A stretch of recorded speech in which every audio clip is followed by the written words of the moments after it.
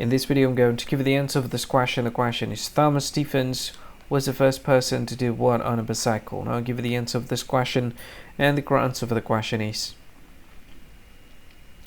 ride it around the world. Well, that is the answer for the question. Ride it around the world. Hi, thank you so much for watching this video. If you find this video is very useful, you can help this channel to grow by subscribing this channel. Please this subscribe button and don't forget to like this video.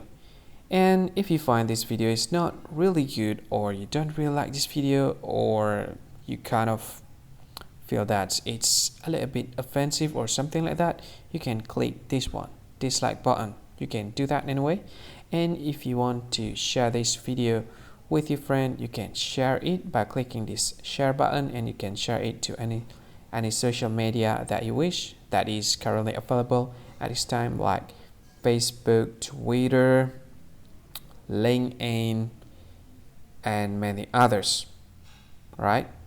And if you want to add this video to your playlist, you can click this one. You can watch this video later, and you can find more options by clicking these three dots. And yeah, don't forget to subscribe. I think that's all of it. Thank you so much for watching this video, and see you again in another video. Bye bye. See you again.